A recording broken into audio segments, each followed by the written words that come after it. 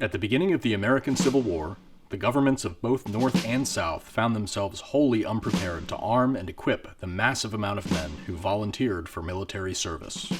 One of the most critical shortcomings was the lack of modern rifled muskets. Many troops were issued outdated smoothbore weapons, flintlock muskets, or even pikes, which had long since outlived their usefulness on the modern battlefield. With factories unable to meet the initial demand for proper weaponry, the Union and Confederate governments began to import weapons from several countries in Europe. Of all of these foreign-made firearms, the most widely imported was the British pattern 1853 Enfield rifle. Perhaps the pinnacle of muzzle-loading rifle technology, the pattern 1853 was the second most widely used rifle of the American Civil War, with approximately 900,000 imported through northern ports or smuggled past the Union blockade in the South.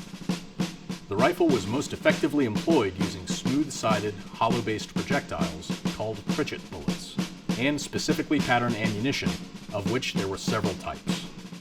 The cartridge pattern described in this video was originally detailed in A Companion to the New Rifle Musket, published in London by John W. Parker & Son in 1855.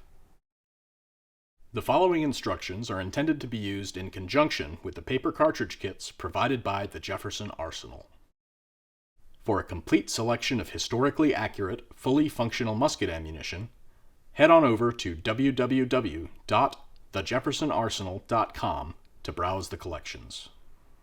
The Enfield cartridge kits contain all of the required components and equipment to produce your own ammunition, minus gunpowder due to shipping concerns. For the purpose of these instructions, we'll be referring to the rectangular strips of stiff brown paper as A, the small trapezoids of medium brown cartridge paper as B, and the large trapezoids of soft cartridge paper as C. First, take the longer dowel rod and locate the hollow end. Place the dowel along the narrow edge of sheet A with the concave end facing the edge. Roll the paper entirely on the mandrel. Next, lay sheet B on the table and place your mandrel along the bottom edge of B about 1/2 inch from the edge. Roll B entirely around the mandrel and A so that it encases the stiff paper of A. Fold the remainder of B into the hollow in the base of the mandrel and A. Use your pointed former to set the folds, ensuring that there remains no gap or hole in the cylinder thus created. Now take the white paper, sheet C, and lay it on the table. Retrieve one of your smooth-sided Pritchett bullets and insert the point into the hollow portion of the mandrel and papers. Lay the bullet and mandrel along the bottom of sheet C, about 1/2 inch from the edge of the paper. Roll C onto both mandrel and bullet. Fold the remainder of C into the hollow base of the bullet. Set the folds with your former as you did with the cylinder AB. Remove the mandrel, taking care that cylinder AB doesn't go with it. Complete all 20 of your cartridges up to this point. While you're doing this, you'll need to prepare your lubricant. This lubricant is available for purchase on the Jefferson Arsenal's website.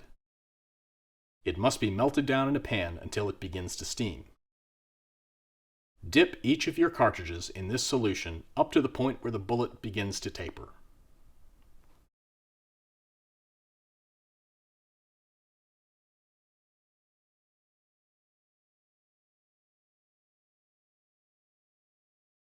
To charge your cartridges, measure out 2.5 drams, or about 68 grains, of 2F gunpowder, then pour gently into the cartridge, ensuring that all the powder goes into cylinder AB. Pinch and twist the top of the cartridge and push gently downward into the cylinder to close it. The final step in the process is to package your completed cartridges. In the kit, there are 2 stamped sheets of brown paper that were wrapped around the forming dowel. Stack 10 cartridges atop the wrapper, alternating the direction of the bullet. Wrap them up tightly, then tie shut. Cut the excess twine. You now have your completed product. Rifle ammunition was issued to the Civil War soldier in these 10-round bundles. A standard loadout consisted of 40 rounds. However, for extended campaigns or in preparation for a battle, soldiers were issued additional ammunition. Cartridges of this basic type saw service on many different battlefields aside from those of the Civil War. On every continent that the British Army occupied, the pattern 1853 Enfield and its ammunition was used to extend the influence of the Empire. In India, the cartridge would become the subject of religious controversy among provincial troops because of the rumored existence of either cow or pig fat in the lubricant, though neither of these substances were actually used. The Enfield rifle and its cartridge were relatively short-lived compared to other muzzle-loading firearms. In 1866, the pattern 1853 was subsequently replaced by rifles of the breech-loading type, but it remains as one of the finest muzzle-loading rifles in history. Thank you for watching this instructional video. For more information on historic ammunition, follow our Facebook page at www.facebook.com/thejeffersonarsenal. For our complete line of products, have a look at our website at www.thejeffersonarsenal.com, and don't forget to subscribe to our mailing list.